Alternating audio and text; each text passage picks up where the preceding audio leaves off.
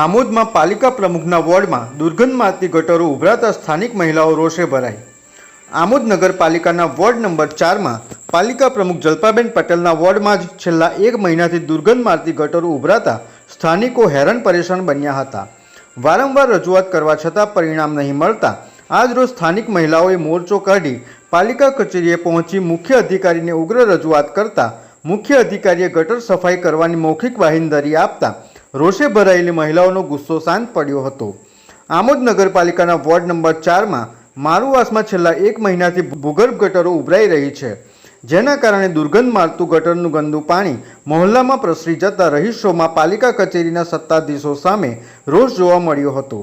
મહોલ્લામાં પોતાના બાળકો પણ રમતા હોય રોગચાળો ફેલાવાની દહેશત વચ્ચે સ્થાનિક મહિલાઓનો પાલિકા કચેરી સામે રોષ ફાટી નીકળ્યો હતો, જેથી આજ રોજ સાંજના સમયે ગુસ્સે ભરાયેલી મહિલાઓએ મોરચો કાઢી પાલિકા કચેરીમાં મુખ્ય અધિકારીની ચેમ્બરમાં ઘૂસી જઈ દુર્ગંધ મારતી ઉભરાતી ગટરો બાબતે ઉગ્ર રજૂઆત કરી હતી।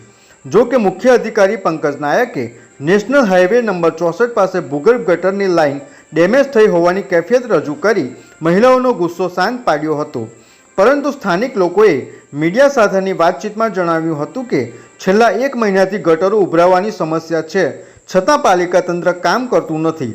જો આવતીકાલે ગટરોની સફાઈ નહીં કરવામાં આવે તો બધું જ કીચડ ભરીને પાલિકા કચેરીમાં નાખવામાં આવશે। આજે પાલિકા અમારી કોઈ સેવા કરતું નથી, બરાબર છે। આજે અમે 20 દિવસથી અમારા બહેના છોકરા ધક્કા ખાય છે, આ સિવાય કોઈ અમને દેતું નથી।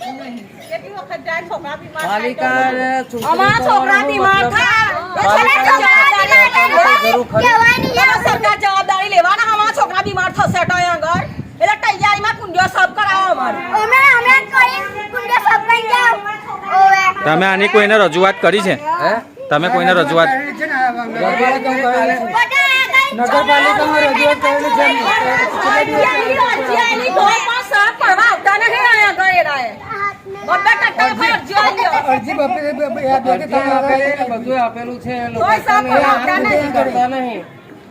તમે શું કહેવા માંગશો હવે પાલિકાને?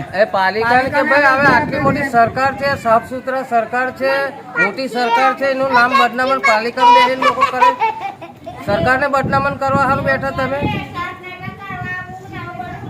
આટલી સારી સરકાર છે ને એને તમે આવી રીતે ડોલો ભરી હવા નગરપાલિકામાં આવીશું।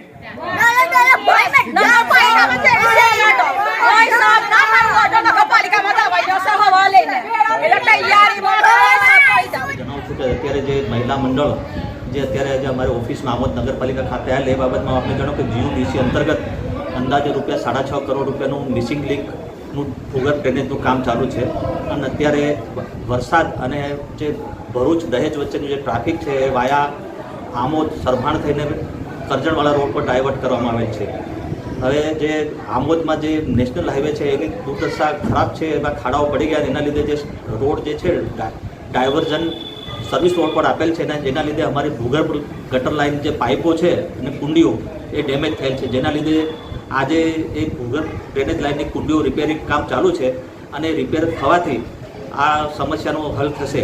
અંદાજે 6-7 દિવસે વરસાદના કારણે આ રિપેર થઈ શકેલ નહોતું, તેમ છતાં આજે ચાલુ વરસાદમાં બી અત્યારે અમારું કામ ચાલુ છે અને જે રિપેર થઈ જતી આમોદ શહેરમાં જે ભૂગર્ભ ડ્રેનેજની જે પ્રોબ્લેમ છે દૂર થઈ જશે। સાહેબ, કોઈ કર્મચારી 1000 રૂપિયા માંગ્યા હતા મારુવાસમાં કુંડી સાફ તે બાબતે શું થશે? એ વસ્તુની મને ખબર નહીં, કારણ કે બેન જે અત્યારે જે મોરચામાં જાય હતા એ એમણે કીધું કે કોઈક 1000 રૂપિયા માંગ્યા છે, એ બાબતની હું તપાસ કરાવીશ।